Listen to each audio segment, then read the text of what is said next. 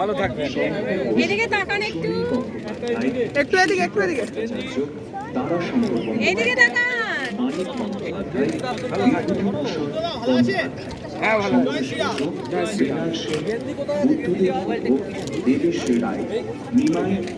সামনে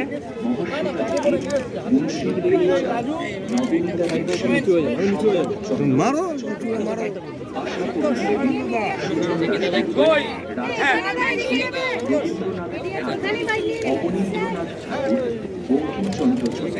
বাচ্চাদের শরীর চাইছে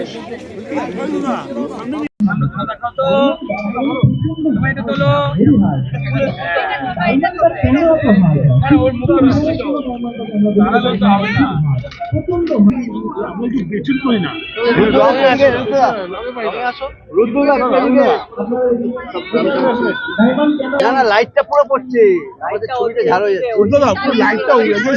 এদিকটা ঘুরে দাও, ঘুরে দাও।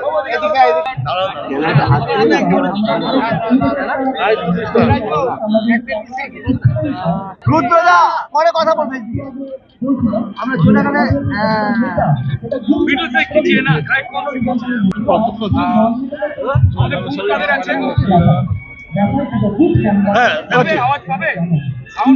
সাউন্ড পাচ্ছি যাচ্ছে, বাকি যাদের বুম রয়েছে বুমটা দিয়ে আলাদা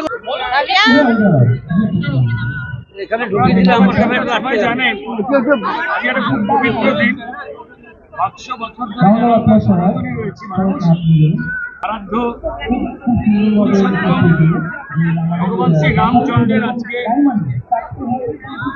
প্রাণ প্রতিষ্ঠা হলো অযোধ্যাতে। এই সময়টা কখনো আসবে এবং সব থেকে বড় কথা, আমাদের পরম প্রিয় মাননীয় প্রধানমন্ত্রী শ্রী নরেন্দ্র মোদী এবং বাকি আমাদেরকে সনাতনী, সেই আদর্শটাই সম্প্রীতির আদর্শ, সেই আদর্শটাই ন্যায় এবং সত্যের আদর্শ। আমরা বিভিন্ন সময় শুনতে পাই যে রাম রাজ্য, এটা আবার কেমন? প্রজাদের যা অধিকার সেই দায়ভার সামলাবে, অর্থাৎ পাহারাদার হয়ে থাকবেন প্রজাদের, সেই রাজ্যই ছিল রাম রাজ্য। আমরা চাই যে গণতান্ত্রিক পদ্ধতিতে যেভাবে আমরা আমাদের রাজা নির্বাচন করছি, প্রচুর শিশু এসেছিল যারা রামচন্দ্র সেজেছিল। সেজে আমাদের সঙ্গে এই পবিত্র দিনে একসঙ্গে আমরা আনন্দ করতে বইমেলায় এসেছিলাম। অনেকগুলো স্টল ঘুরবো, ওইখানে দাঁড়িয়ে ভগবান শ্রী রামচন্দ্রের লিফলেট বিলি এবং তার সঙ্গে সঙ্গে রক্তে রাম হৃদয় নরেন্দ্র, এই একটা টি শার্ট যা সবার আবেগের। মাননীয় প্রধানমন্ত্রীর তার যে লড়াই, সেই লড়াইয়ের পরে আজকে সমস্ত সনাতনীদের সঙ্গে নিয়ে, আইনজীবীদের সঙ্গে নিয়েই তো এত বড় কাণ্ডটা ঘটলো। তাই আনন্দের দিনে আমরা সেগুলো বিতরণ করছিলাম।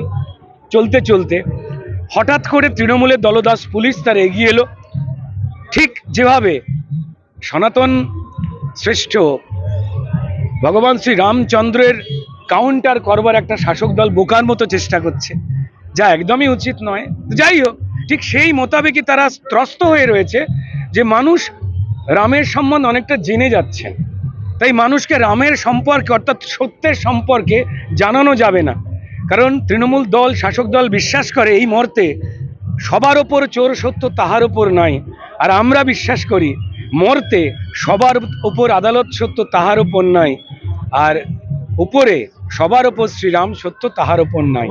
তো তাই আমরা জড়ো হয়েছিলাম, অগণিত মানুষ এসে আমাদের কাছ থেকে এই ফুল, টি শার্ট এবং বাচ্চাদের সঙ্গে তারা ছবি তুলছিলেন, তারা লিফলেট নিচ্ছিলেন, ভগবান শ্রী রামচন্দ্র সবাইকে মঙ্গল করুন, এইটুকুই লিফলেট ছিল।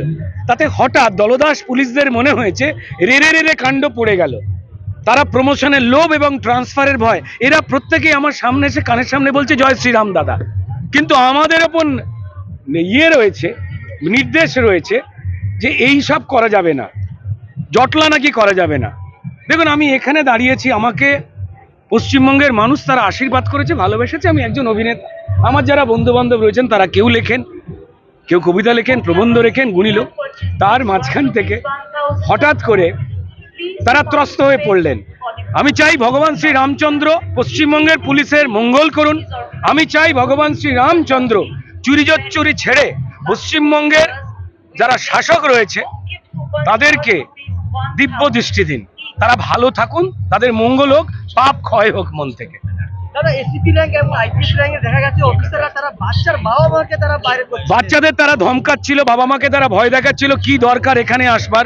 আমাকে একজন বললেন এইটুকুটুকু বাচ্চাদের নিয়ে আসবেন, নিয়ে এলেন আপনারা, মানে আমি বুঝতে পারছি না। তৃণমূলের বাড়ির বাচ্চা বাচ্চা আর পশ্চিমবঙ্গের সাধারণ বাড়ির বাচ্চা বাচ্চা নয়।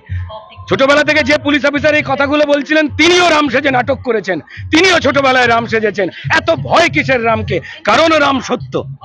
এ দুর্ভাগ্যের কোটি কোটি বাচ্চা বইমেলায় ঢুকছে তার বাবা মায়েদের সঙ্গে, আর কিছু বাচ্চা রাম সেজে ঢুকেছে।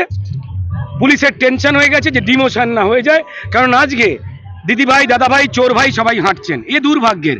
আবার বলছি, পশ্চিমবঙ্গের তৃণমূল শাসককে রাম সুমতি দিন, পশ্চিমবঙ্গের পুলিশকে রাম শিরদাঁড়া উপহার দিন।